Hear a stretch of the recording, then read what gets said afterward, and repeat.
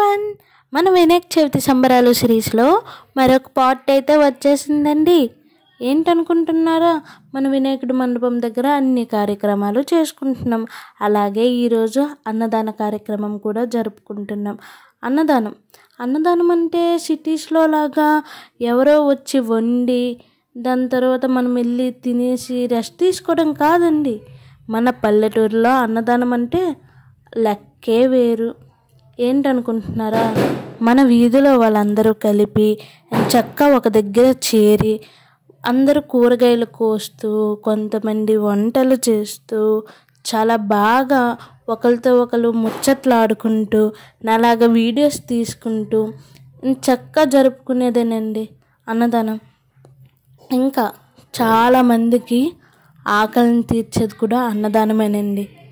చాలామంది ఏమంటుంటారంటే అన్నదానానికి అందరూ వచ్చేస్తున్నారు, డబ్బున్నోళ్ళు లేదు పేదోళ్ళు లేదు అనేసి. కానీ మన పల్లెటూరులో అన్నదానం ఎలా చేస్తారో తెలుసా అండి? ఊరు మొత్తం సరిపోయేలా చేస్తారు. అందుకు డబ్బున్నోళ్ళు పేదోళ్ళు అనే భేదం కూడా ఇక్కడ ఉండదండి. ఉండకుండా అందరూ కలిపి తినాలనే ఒక ఇదైతే ఉంటుంది.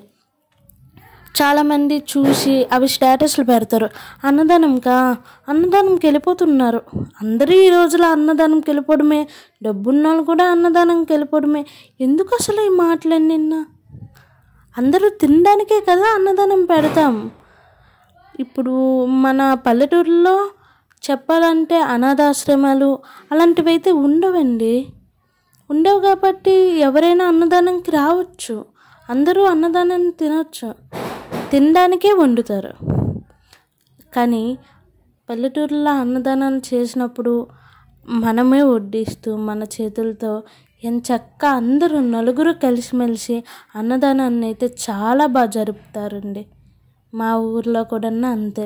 మా అన్నదానంలో స్పెషల్ ఏంటో తెలుసా? మన శ్రీకాకుళం గోను పులుసు అంటే చాలామందికి తెలియదు. కొంతమంది పెళ్లి చారు అంటారు, మరి కొంతమంది దాన్ని ఏమో అంటారు, పాకం చారు అంటారు. ఇలా దాన్ని చాలా రకాలుగా పిలుస్తారు.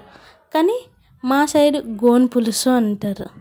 ఎంచక్క గోను పులుసు, బెల్లం, చింతపండు, ఇంకా మునగాకు, బియ్యం పిండి ఇవన్నీ కలిపి పాకం పెట్టి చేస్తారు. ఈ గోను పులుసు నిల్వ ఉంటుందండి. ఎన్ని రోజులు అనుకున్నా? ఒక 3 days అయినా నిల్వ ఉంటుంది. అంత బాగుంటుంది. సబ్స్క్రైబ్ చేసుకోండి, మరి ఇన్ని వీడియోస్ వస్తుంటాయి.